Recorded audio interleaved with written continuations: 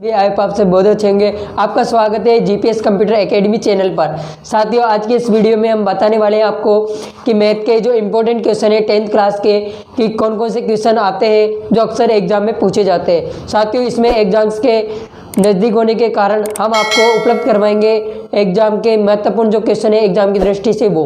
तो साथियों, वीडियो को स्टार्ट करते हैं। साथियों, सबसे पहला हमारा क्वेश्चन है सेक 40 बटे वे कोसेक 50 माइनस सेक 50 कोसेक 40। साथियों, इसको हम डिवाइड करते हैं, इसको हल करेंगे यहाँ से अपन। तो साथियों, इसका हल है, यहाँ से इसको सेक का सेक उतार देंगे। इसके बाद में हम यहाँ से लगाएंगे कोष्ठक। अब यहाँ पे इसको 90 माइनस 50 करेंगे तो ये बच जाएगा साथियों 40। ठीक है, इसके बाद में हम यहाँ पे लिखेंगे कोसेक का कोसेक लिख देंगे, कोसेक 50। इसके बाद में माइनस लिखेंगे, फिर यहाँ पे लिखेंगे वापस सेक 90 माइनस 40, तो ये बच जाएगा साथियों अपने पास में वापस 50। इसके बाद में यहाँ पे लिख देंगे कोसेक 40।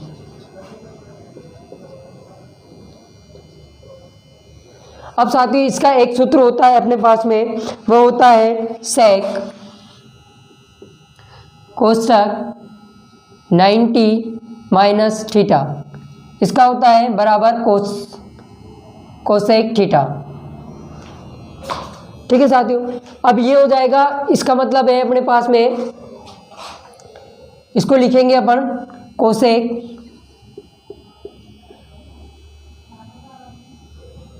50 डिग्री 50 बटे वे कोसेक, नीचे का कोसेक ऐसे कैसे आ जाएगा माइनस, यहाँ पे बचेगा अपने पास में 40। इसको उल्टा सुल्टा कर देंगे इधर उधर, कोई दिक्कत वाली बात नहीं है।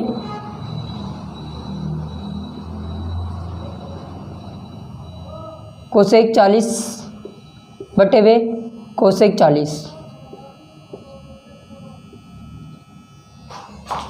अब क्या होगा इसमें, अब ये दोनों इससे एक कट जाएगा, इससे एक कट जाएगा, यहाँ पे बचेगा 1 माइनस 1। इसका जो आएगा हल वो आएगा उत्तर 0। ये इसका क्या हो जाएगा, आंसर हो जाएगा। ठीक है, इस तरीके से करते हैं। एक बार मैं फिर से आपको समझा देता हूँ। ठीक है, तो इसमें लिखेंगे अपन, क्या करेंगे, सेक कोष्ठक 90 माइनस 50 लिखेंगे। इसके बाद में हम लिखेंगे कोसेक 50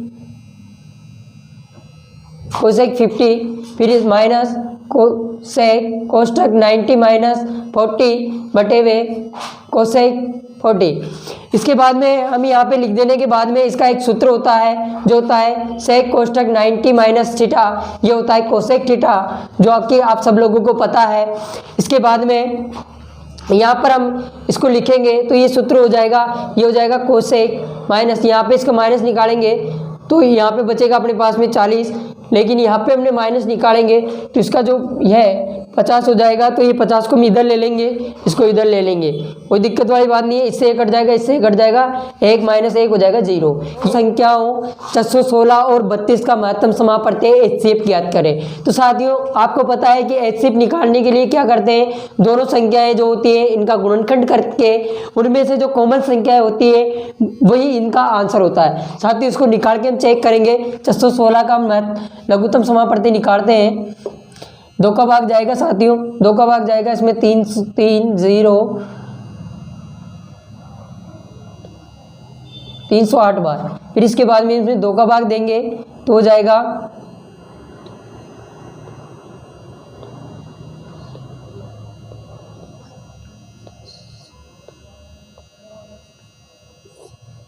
2 का भाग देंगे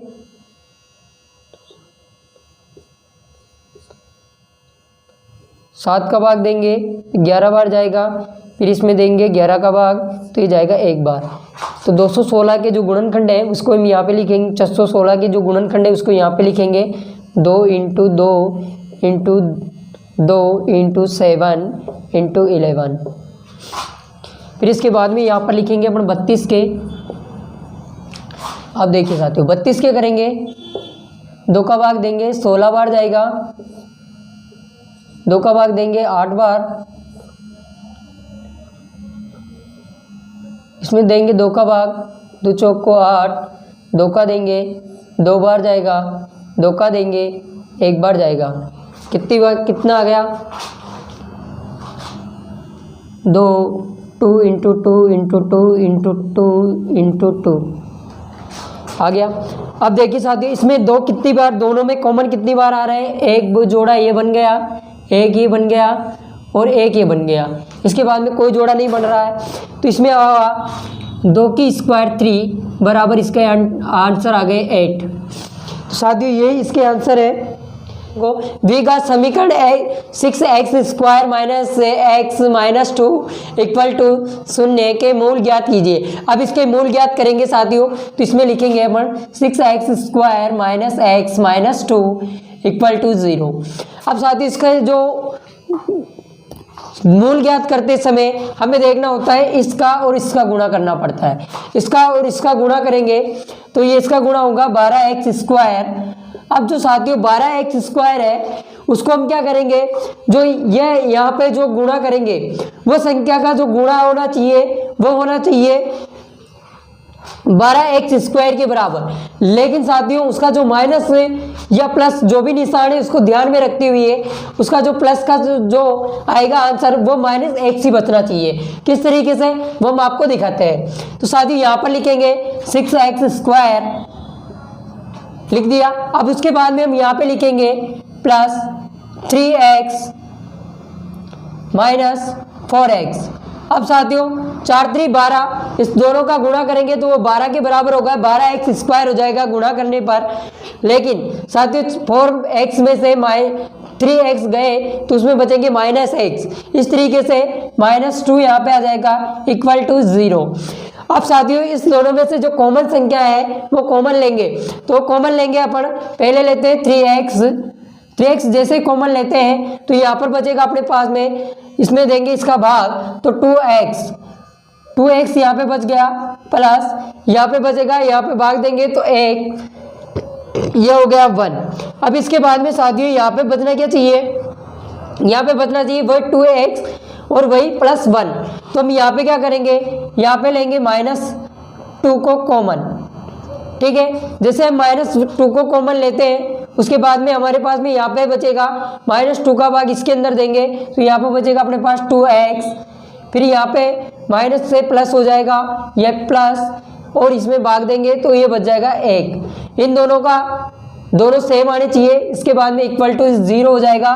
अब साथियों इन दोनों में से कॉमन करेंगे तो 3x माइनस 2 ये हो जाएगा अलग कोष्ठक में, ये हो जाएगा 2x प्लस 1 इक्वल टू 0। अब साथ ही इसके मूल ज्ञात करेंगे तो इसके 2 मूल बन के आएंगे, यहाँ पर लिखेंगे 3x माइनस 2 इक्वल टू 0। तो यहाँ पे हमारे पास में बचेगा 3x इक्वल टू, इसके 2 को उधर लेके जाएंगे तो ये माइनस है तो इधर जाते ये प्लस हो जाएगा, यहाँ पे बचेगा x तो ये हो जाएगा 2/3। एक मूल तो ये आ गया। दूसरा मूल जो हमारे पास में आएगा वो आएगा 2x प्लस 1 इक्वल टू 0। इसके बाद में 2x यहाँ पे अपने पास में बच जाएगा इक्वल टू, ये इधर जाएगा तो ये -1 हो जाएगा, x इक्वल टू -1/2। इसके जो 2 मूल होंगे वो हो जाएगा पहला मूल 2/3 और दूसरा हो जाएगा 1 - 2। इस तरीके से इसके आंसर आ जाते हैं। अगर आपको समझ में नहीं आता है तो मैं एक बार और समझा देता हूं कि जो 6x square minus x minus 2 equal to 0, अगर साथियों फर्स्ट संख्या और लास्ट संख्या को हम गुणा करते हैं तो ये हो जाता है 12x स्क्वायर। 12x स्क्वायर साथियों यहाँ पर जो गुणा करेंगे, जो यहाँ पे जो संख्या लेंगे वो इन दोनों के गुणा के बराबर होनी चाहिए। तो वो हो गई 6x स्क्वायर आ गया, प्लस इनके जो गुणा हो गए वो 3x माइनस 4x लेंगे। -4x का जो इसमें से इनको गुणा करेंगे तो 4 3 12x स्क्वायर हो जाएंगे। उसके बाद में अगर यहाँ इनका माइनस करते हैं तो माइनस करने पर हमारे पास में यही आंसर आता है -x।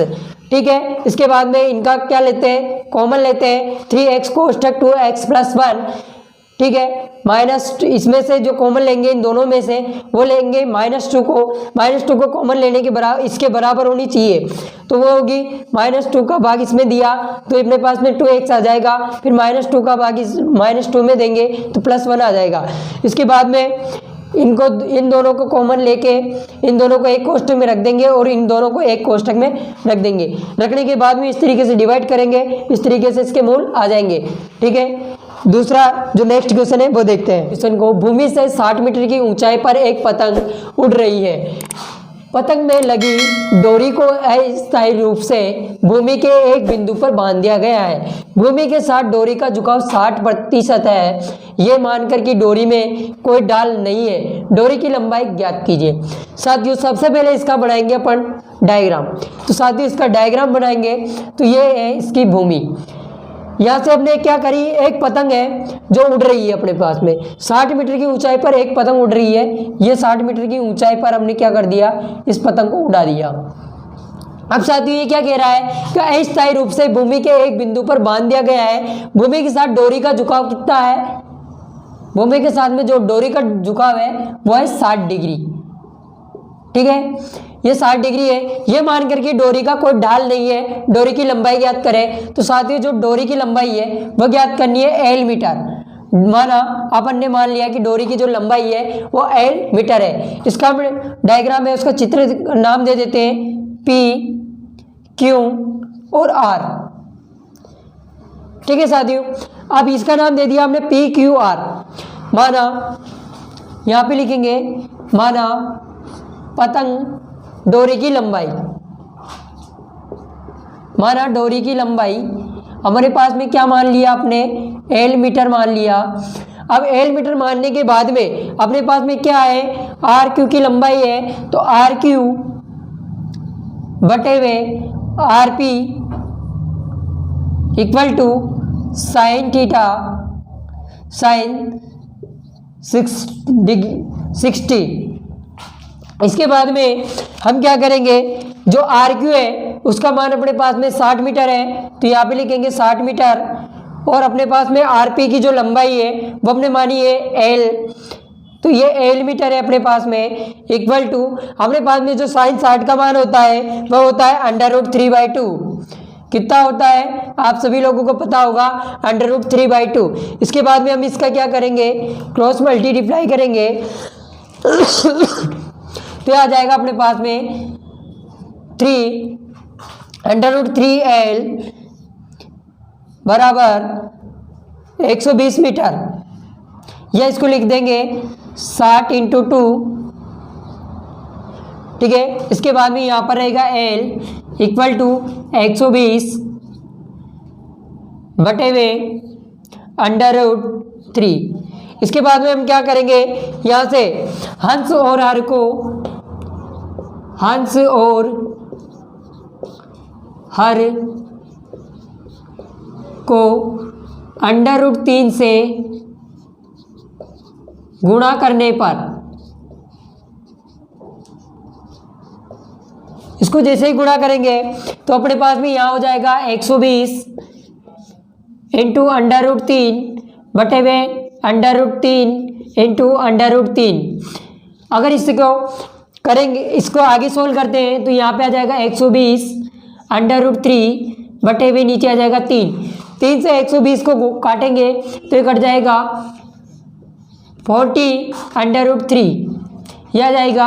अब यहाँ पे √3 का जो मान होता है वह कितना होता है वो देखते हैं। वह होता है अपने पास में 40 × 1.732। जो इसको गुणा करेंगे, गुणा करने पर जो इसके आंसर आएंगे वो हम देख लेते हैं कि अपने पास में कितने आंसर इसके आ रहे हैं। वो आएंगे अपने पास में 69.28 मीटर। ये हो जाएगा इसका कंप्लीट सोल्व आंसर। इस तरीके से ऐसे क्वेश्चनों के हम आंसर लेके आएंगे। अगर इसको आप यहाँ पर भी लिखते हैं तो यहाँ पर भी अपना कोई क्वेश्चन का आंसर गलत नहीं है। यहाँ पर 40 √3 भी इसका आंसर हम दे सकते हैं, लेकिन इसको आगे सोल्व करेंगे तो ये आंसर आ जाता है, कोई दिक्कत नहीं है। अगर आप यहाँ तक भी सोल्व कर सकते हैं। एक बार मैं और आपको समझा देता हूँ। हमने डायग्राम बनाया क्वेश्चन के मदद से लिखा, भूमि से 60 मीटर की ऊंचाई पर एक पतंग उड़ रही है। तो ये हमने बनाई एक भूमि से पतंग की डोरी अस्थायी रूप से, ये 60 मीटर की एक ऊंचाई है, इस पर यह पतंग उड़ रही है, ठीक है। इसके बाद में अस्थायी रूप से पतंग की जो झुकाव है वो है 60 डिग्री। तो ये अपने 60 डिग्री मान लिया, इसको मानकर कोई डाल नहीं है। डोरी की लंबाई ज्ञात कीजिए, तो हमने डोरी की लंबाई मान लिया L मीटर, इसको आर क्यू बटे हुए आर पी अपने को ज्ञात करनी है, बराबर साइन 60 डिग्री। इसके बाद में इसका मान जो आर क्यू का मान है अपने पास में 60 मीटर है। इसके बाद में आर पी का जो मान है वो L मीटर है, इनटू साइन 60 का मान जो होता है अपने पास में वो होता है √3/2। इसमें √3 L इक्वल टू 6 इंटू 2, ये हो गया। इसको क्रॉस मल्टीप्लाई करेंगे, इसको वज्र गुणा भी बोला जाता है, तो इसको वज्र गुणा करेंगे तो ये आ जाएगा अपने पास में 60 इंटू 2 120, L बराबर 120 बटे हुए √3। इसके बाद में 120 इंटू √3 बटे हुए √3 इंटू √3, क्योंकि हमने इसको क्या कर दिया √3 से गुणा कर दिया। इसके बाद में इसको 40 √3 आ जाएंगे। इसके बाद में अपने पास में इसको आगे सोल्व करेंगे तो ये आ जाएगा। समांतर श्रेणी 2,5 8,11 के 12 पदों का मान का योग ज्ञात करेंगे।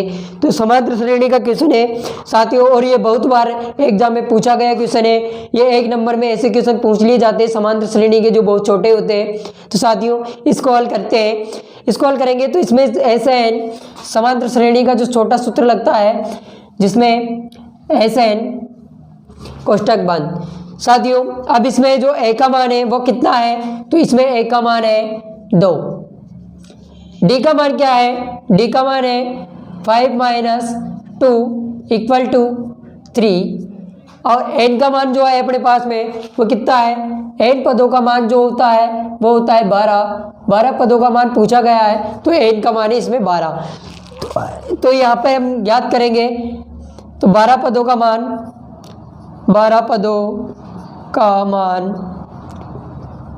कितना होगा, तो यहाँ पे लिखेंगे 12/2 कोष्टक 2 इंटू 2 कोष्टक 12 12 - 1 कोष्टक। D का मान कितना है, D का मान है अपने पास में 3, ये D का मान आ जाएगा। यहाँ से काटेंगे ये कट जाएगा 6 बार, तो ये हो गया 6 कोष्टक 2 इंटू 2 4 प्लस 12 - 1 गए 11 को 3 से गुणा किया तो 33। अब यहाँ पे ये हो गया। इसके बाद में अपने को क्या करना है, 6 इंटू 37 हो जाएंगे, इसको गुणा करेंगे तो ये आ जाएगा अपने पास में इसका आंसर आएगा 222, मतलब 222 इसका आंसर अपने पास में आ जाएगा। साथियों इस सूत्र की मदद से ये क्वेश्चन सॉल्व हो जाएगा। ये अगर साथियों आपको वीडियो पसंद आया तो वीडियो को लाइक करेंगे, वीडियो को शेयर करेंगे, और चैनल पर नए हैं तो चैनल को सब्सक्राइब करके बेल आइकन को ऑल पे सेलेक्ट करेंगे, ताकि आने वाली वीडियोज़ की नोटिफिकेशन आपको सबसे पहले मिल सके। और साथियों एक प्यारा सा कमेंट जरूर करेंगे। अगर साथियों आपको कोई भी क्वेश्चन की समझ में नहीं आता है तो आप हमारे टेलीग्राम चैनल पर जुड़ सकते हैं। और साथियों आप किसी क्वेश्चन का जो आंसर आपको नहीं आता है तो उसका स्क्रीनशॉट लेकर आप हमारे टेलीग्राम चैनल पर शेयर कर सकते हैं। उसका आंसर हम आपको वीडियो के अंदर देने की कोशिश करेंगे। आज के लिए बस इतना ही। Take care, bye bye.